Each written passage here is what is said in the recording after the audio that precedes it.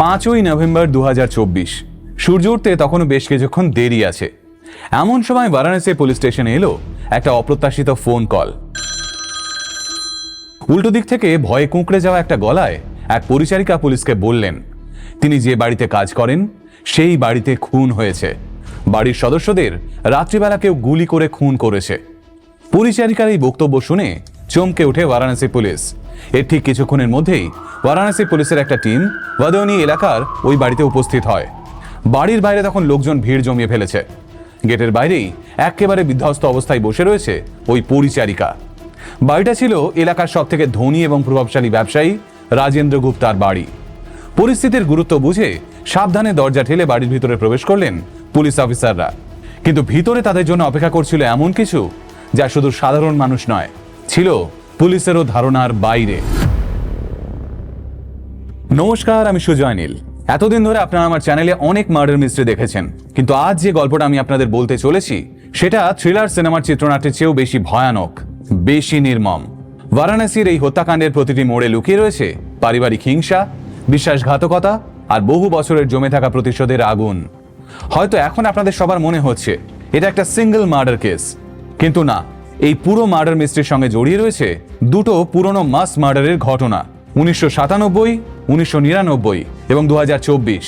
তিনটে আলাদা সময় ঘটে যাওয়া তিনটে হত্যাকাণ্ড একই সুতোয় বাঁধা রয়েছে। কিন্তু এখন প্রশ্নটা হলো, কে করেছিল এই মাস মার্ডারগুলো? যে লোকটা 1997 সালে ঘটনাটা ঘটিয়েছিল সে কি আবার 2024 সালে ফিরে এসেছিল, নাকি পুরো ঘটনাটা এর থেকেও ভয়ানক? চলুন তাহলে জেনে নিই আজকের ঘটনা, গুপ্তা ফ্যামিলি মার্ডার কেস। আমাদের আজকের গল্পটা শুরু হচ্ছে 5ই নভেম্বরের ওই ফোন কল থেকে। বাড়ির পরিচারিকার ফোন পেয়ে পুলিশ অফিসাররা যখনই বাড়িতে প্রবেশ করলো তখনই তারা বুঝতে পারলো বাড়ির ভিতরে খুবই ভয়ঙ্কর কিছু একটা ঘটেছে। লিভিং রুমে ঢুকতেই মেঝেতে ছড়িয়ে থাকা রক্তের ছিটে এবং লণ্ডভণ্ড আসবাবপত্র দেখে পুলিশ অফিসাররা বুঝে গেছিলেন জোর করে রাত্রিবেলায় বাড়িতে কেউ একটা ঢুকেছিল। লিভিং রুম ছেড়ে প্রথম বেডরুমে ঢুকতেই পাওয়া গেল প্রথম লাশ। বেডরুমের মেঝেতে পড়েছিলেন একজন মধ্যবয়সী মহিলা, নাম নিতু গুপ্তা। তার বুকে এবং মাথায় গুলির চিহ্ন স্পষ্ট। পাশের ঘর থেকে উদ্ধার হলো তার মেয়ে গৌরাঙ্গী গুপ্তার মৃতদেহ। তাকেও একইভাবে বুকে এবং মাথায় গুলি করে হত্যা করা হয়েছে। অন্য একটি ঘরে মিলল তার দুই ছেলের লাশ। একজনের নাম নবনেন্দু গুপ্তা, বয়স 22, আর একজনের নাম শুভেন্দু গুপ্তা, বয়স 15। আর এই দুজনকেও ঠিক একইভাবে বুকে এবং মাথায় গুলি করে হত্যা করা হয়েছিল। 4 জনের 4 জনই নিহত। ঘরের ভিতর ছড়িয়ে ছিটিয়ে রয়েছে গুলির শেল।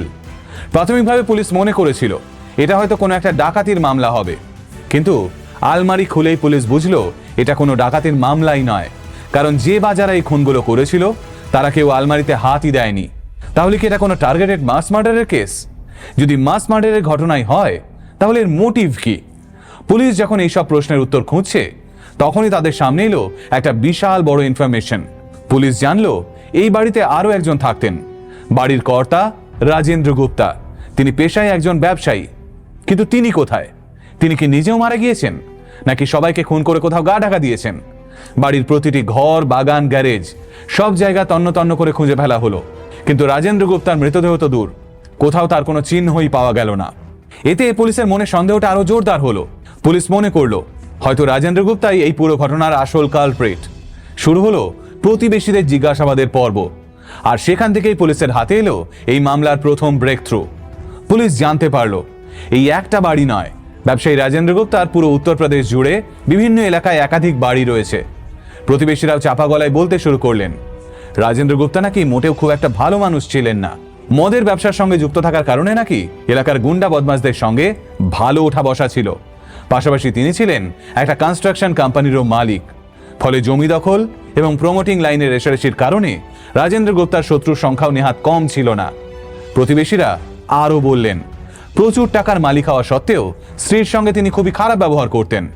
তাদের বাড়ি থেকে নাকি প্রায়শই চিৎকার এবং ঝগড়াঝাঁটির শব্দ শোনা যেত।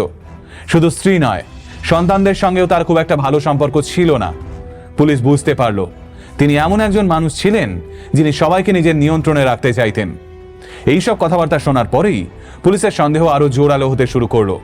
পুলিশের বদ্ধমূল ধারণা হয়ে গেল পারিবারিক ঝামেলার কারণেই হয়তো এই নৃশংস হত্যাকাণ্ড ঘটিয়েছেন রাজেন্দ্র গুপ্তা। তবুও একটা প্রশ্ন সেই থেকেই গেল, যদি রাজেন্দ্র গুপ্তাই খুনি হন তাহলে এখন তিনি কোথায়? চলুন তাহলে পরবর্তী চ্যাপ্টারে সেটাই খোঁজার চেষ্টা করি। রাজেন্দ্র গুপ্তার উপর সন্দেহের তীর যেতেই শুরু হলো মোবাইল ট্র্যাকিং। আশ্চর্যের বিষয়, ফোনটা বন্ধ ছিল না এবং ফোনের লোকেশন ছিল ঘটনাস্থল থেকে প্রায় 20 কিলোমিটার দূরে, মিরুর এবং রামপুরের মাঝামাঝি একটা জায়গায়। সিগন্যাল একদম স্থির, একেবারেই নড়াচড়া করছে না। আর দেরি না করে পুলিশের একটা টিম রওনা দিল মোবাইল লোকেশনের উদ্দেশ্যে। জায়গাটায় পৌঁছে পুলিশ দেখতে পেল এটা একটা আন্ডার কনস্ট্রাকশন বিল্ডিং। চারদিকে অন্ধকার, খোলা ইট আর সিমেন্টের গন্ধে জায়গাটা একেবারে অদ্ভুত হয়ে রয়েছে। বন্দুক তাক করে পুলিশ সাবধানে এই আন্ডার কনস্ট্রাকশন বিল্ডিং এর ভিতরে প্রবেশ করলো। নিচের তলায় পড়ে রয়েছে সিমেন্ট বালির বস্তা আর স্টোন চিপের স্তূপ। ধুলোয় ঢাকা সিঁড়ি পেরিয়ে দোতলায় উঠে প্রথম ঘরটাতে ঢুকেই চমকে গেল পুলিশ। ঘরের ভিতর একটা কাঠের পালঙ্কের উপর পড়ে রয়েছে রাজেন্দ্র গুপ্তার বিবস্ত্র নিথর দেহ।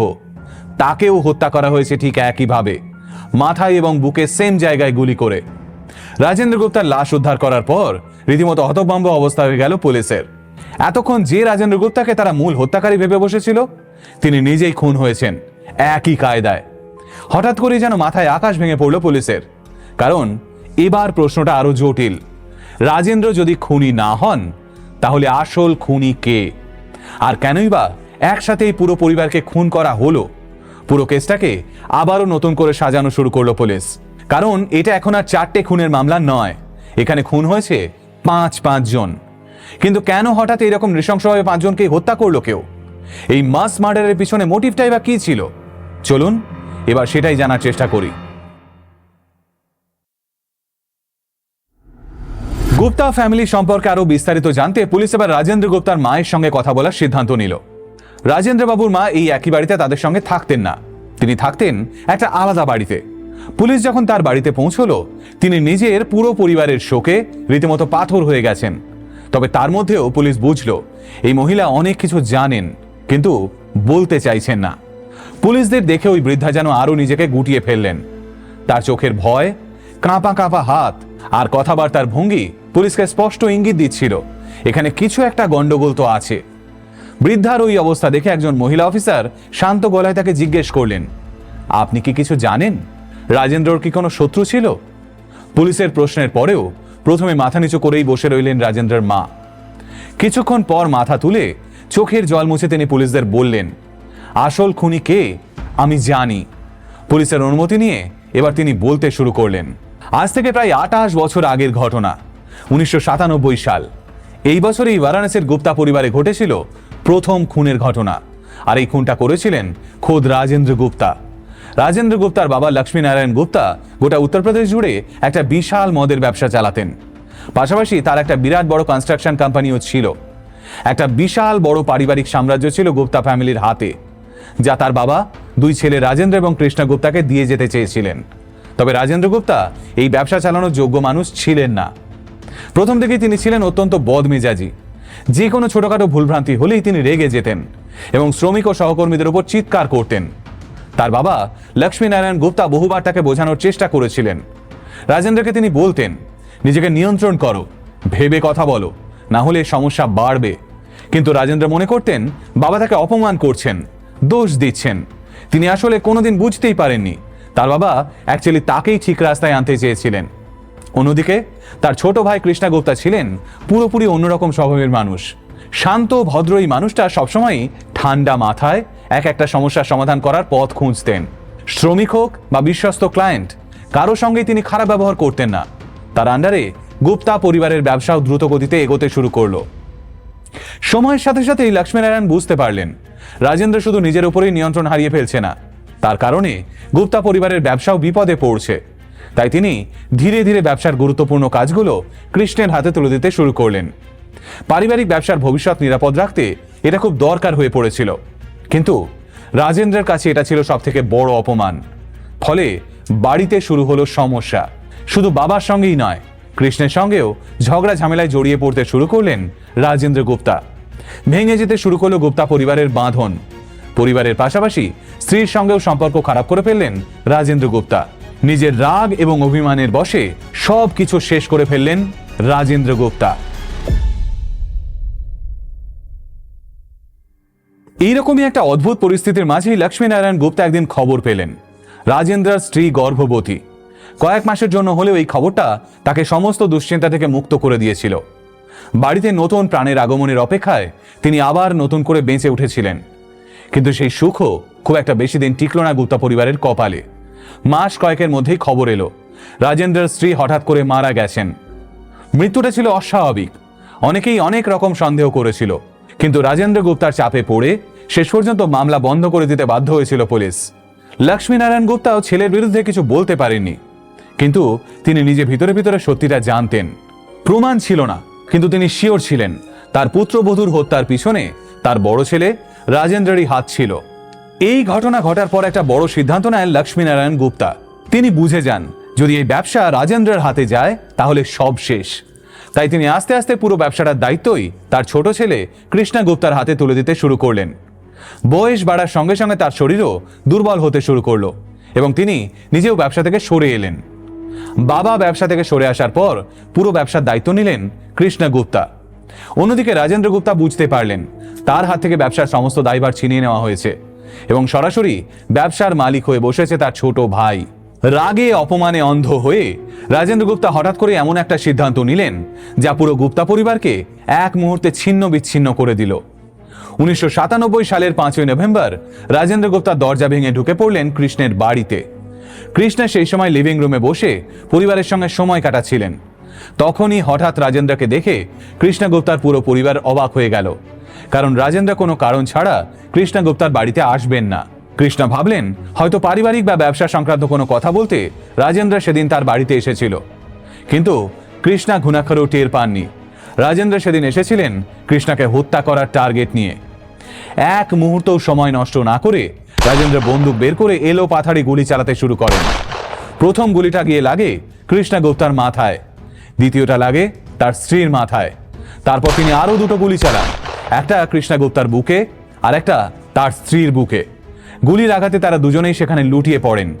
রাজেন্দ্র গুপ্তার রাগের কারণে মুহূর্তের মধ্যে শেষ হয়ে যায় কৃষ্ণা গুপ্তার পরিবার। 1997 সালের ওই ঘটনার পর পুলিশ কৃষ্ণা গুপ্তার বাড়িতে পৌঁছে বুঝতে পারে এটা একটা পারিবারিক বিবাদের মামলা। লক্ষ্মীনারায়ণ গুপ্তার চাপের কারণে তদন্ত শুরু করে পুলিশ। রাজেন্দ্র গুপ্তা গ্রেপ্তার হন এবং মামলা আদালতে ওঠে। বিচারপতি রাজেন্দ্র গুপ্তাকে জেল হেফাজতে নির্দেশ দেন। তারপর 2 বছর রাজেন্দ্রকে জেলেই কাটাতে হয়। এই 2 বছরে তার রাগ আরও ফুলে ফেঁপে ওঠে। এরপর আসে 1999, আবারও ফিরে আসেন 1997 সালের হত্যাকাণ্ডের মাস্টার মাইন্ড রাজেন্দ্র গুপ্তা। সবাইকে অবাক করে দিয়ে রাজেন্দ্র হঠাৎ করে জামিন পেয়ে যান। জেল থেকে বেরিয়ে তিনি বিয়ে করেন নীতু সিংকে। লোকজন বলতো নীতুর সঙ্গে নাকি আগে থেকেই সম্পর্ক ছিল রাজেন্দ্র গুপ্তার, তাই স্থানীয় লোকজন বিশ্বাস করতেন নীতুর সঙ্গে বিয়ে করার জন্যই নিজের স্ত্রীকে মেরে ফেলেছিলেন রাজেন্দ্র। রাজেন্দ্র ভেবেছিলেন এবার তার জীবন একেবারে তার প্ল্যান মাফিক কাটবে। ভাই নেই, বাবা বৃদ্ধ, এবার পুরো ব্যবসা তার হাতের মুঠোয়। কিন্তু আসল গল্পটা ছিল একেবারে আলাদা। লক্ষ্মীনারায়ণ গুপ্তা এই 2 বছরের মধ্যেই ব্যবসার মালিকানা পরিবর্তন করে ফেলেছিলেন। 1999 সালে জেল থেকে বেরিয়ে ব্যবসার দায়িত্ব নেওয়ার সময় রাজেন্দ্র বুঝতে পারেন তিনি এখন আর এই ব্যবসায় নেই। বর্তমানে এই ব্যবসার মালিক হয়ে গিয়েছেন লক্ষ্মীনারায়ণ গুপ্তা নিজে, এবং তার অবর্তমানে এই ব্যবসা চলে যাবে কৃষ্ণের 2 ছেলে যুগ্ন আর ভিকির হাতে। লক্ষ্মীনারায়ণ গুপ্তা নিজেই কৃষ্ণের 2 ছেলেকে ব্যবসার কাজ বোঝাতেন। তারা বয়সে ছোট হলেও ব্যবসায়িক বুদ্ধি ছিল প্রচুর। রাজেন্দ্র গুপ্তা জেল থেকে বেরিয়ে আসার পর লক্ষ্মীনারায়ণ গুপ্তা কিছুটা চিন্তার মধ্যে পড়লেন, তাই তিনি সব সময়ের জন্য নিয়োগ করলেন একজন বডিগার্ড। কিন্তু এত সাবধানতা সত্ত্বেও শেষ রক্ষা হয়নি। একদিন রাত্রিবেলা যখন লক্ষ্মীনারায়ণ অফিস থেকে বেরিয়ে নিজের গাড়ির দিকে হাঁটছেন, তখনই তার সামনে একটা গাড়ি এসে থামলো। গাড়ি থেকে বেরিয়ে এলো 2 জন মুখোশ পরা লোক। কিছু বুঝে ওঠার আগেই লক্ষ্মীনারায়ণ গুপ্তার উপরে চড়াও হয়ে তাকে গুলি মেরে হত্যা করলো ওই 2 জন। গুলি চালানো হলো লক্ষ্মীনারায়ণ গুপ্তার বডিগার্ডের ওপরেও। দুজনেই ঘটনাস্থলে মারা যান, আর সঙ্গে সঙ্গে সেই জায়গা থেকে পালিয়ে যায় দুষ্কৃতীরা। পুলিশ তদন্ত শুরু করার আগেই জানতো এই ঘটনা ঘটিয়েছেন রাজেন্দ্র গুপ্তা নিজে। তার উদ্দেশ্য ছিল ভাই এবং ভাইয়ের স্ত্রীকে সরানো হয়ে গেছে, এবার শুধু বাবাকে সরাতে পারলেই পুরো ব্যবসা তার। উল্টো দিকে তার বিরুদ্ধে প্রতিবাদ করার কোনো লোকও ছিল না। ক্ষমতা বলে পুলিশের তদন্তকে প্রভাবিত করলেন রাজেন্দ্র। পুরো মামলা আস্তে আস্তে ধামাচাপা পড়ে গেল, আর দলিল পাল্টে পুরো ব্যবসার মালিক হয়ে উঠলেন রাজেন্দ্র গুপ্তা। যে এলাকায় এতদিন তার বাবার বাড়ি ছিল সেখানে নিরিবিলিভাবে নতুন জীবন শুরু করলেন রাজেন্দ্র। ব্যবসা ক্রমশ বড় হলো, সম্পত্তির পরিমাণ বাড়তে লাগলো এবং তিনি আগের তুলনায় আরো প্রভাবশালী হয়ে উঠতে শুরু করলেন।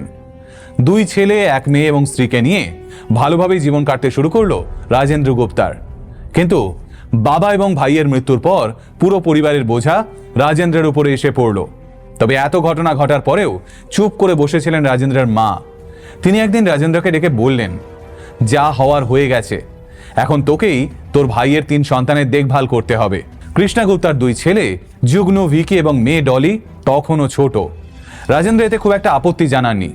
তিনি এই 3 জনের দায়িত্ব নিতে রাজি হন এবং ধীরে ধীরে এই 3 জনই বড় হতে শুরু করে রাজেন্দ্রের বাড়িতে। কিন্তু এই ছেলে মেয়েগুলো শৈশব কখনোই স্বাভাবিক হতে পারেনি। তারা 3 জনই জানতো যে মানুষটার বাড়িতে তারা আছে সেই মানুষটাই তাদের বাবা মাকে হত্যা করেছে। তাই ছোটবেলা থেকে তাদের মনে একটা রাগ জন্মে গেছিল রাজেন্দ্র গুপ্তার উপর। বড় হয়ে যুগ্ন এবং ভিকি বুঝতে পারে এই বাড়িতে তারা 2nd ক্লাস সিটিজেন।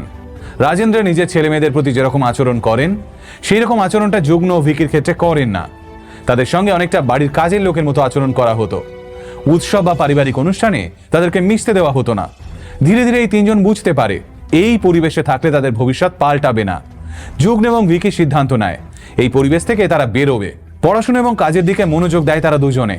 ভিকি প্রথমে একটা ভালো অফিসে চাকরি পায়। কিছুদিন পর যুগ্ন কাজ জোগাড় করে ফেলে। আয় অল্প হলেও ধীরে ধীরে টাকা জমিয়ে তারা ডলির একটা ভালো ঘরে বিয়ে দেয়। কিন্তু ডলির বিয়ের সময় আরো বড় একটা সমস্যা দেখা যায়।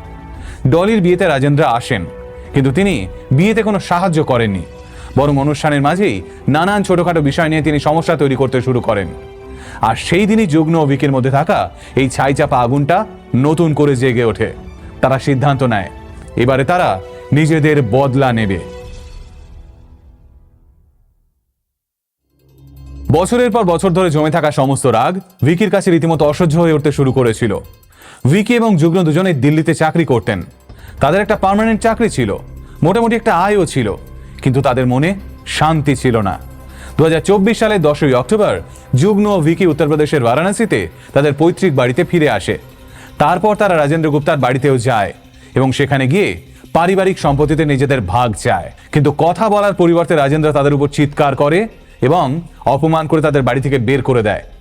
যুগ্ন এবং ভিকির মনে তাদের কাকা রাজেন্দ্রের প্রতি আগে থেকেই গভীর ঘৃণা ছিল, কিন্তু এই ঘটনা সেই ঘৃণাকে আরো বাড়িয়ে দেয়। তখনই ভিকি মনস্থির করে সে রাজেন্দ্র গুপ্তাকে হত্যা করবে। ভিকি তাদের ঠাকুমাকে পুরো ঘটনা খুলে বলে, কিন্তু তাদের ঠাকুমা তাদের বলে 27 বছর কেটে গেছে, এখন আর পুরনো বিষয়গুলো তুলে কোনো লাভ নেই। আমি নিজেই রাজেন্দ্রের সঙ্গে সম্পত্তির ব্যাপারে কথা বলবো। তবে ঠাকুমার কথায় বিশেষ চিঁড়ে ভেজেনি। ততক্ষণে ভিকি সিদ্ধান্ত নিয়ে ফেলেছিল সে কি করতে চলেছে। 4 নভেম্বর ভিকি বাড়ি ছেড়ে বের হয় রাজেন্দ্র গুপ্তার পুরো পরিবারকে হত্যা করার টার্গেট নিয়ে। তার সঙ্গে যুগ্নও ছিল, তবে সে ভিকির প্ল্যানের ব্যাপারে কিছুই জানতো না। যুগ্ন জানতো কাকার সঙ্গে জমি ও সম্পত্তির ব্যাপারে তারা দুজনে কথা বলতে যাচ্ছে, কিন্তু মাঝ রাস্তায় ভিকি যুগ্নকে বলে, তুমি দিল্লি চলে যাও, এখন আর কাকার সঙ্গে কথা বলার দরকার নেই, আমার একটা জরুরি কাজ পড়ে গেছে, আমি তোমার সঙ্গে দিল্লিতে দেখা করছি। ভাইকে দিল্লির উদ্দেশ্যে রওনা করিয়ে দিয়ে ভিকি আবারও ফিরে আসে তার কাকা রাজেন্দ্র গুপ্তার বাড়ির দিকে। আর তারপরেই আসে সেই অভিশপ্ত 5ই নভেম্বর। সেদিন রাত্রে ভিকি নৃশংসভাবে রাজেন্দ্র গুপ্তা সহ পুরো পরিবারকে খুন করে। একটা প্রাণও সেদিন রেহাই পায়নি, শিশু থেকে প্রাপ্তবয়স্ক সবাই মারা যায়।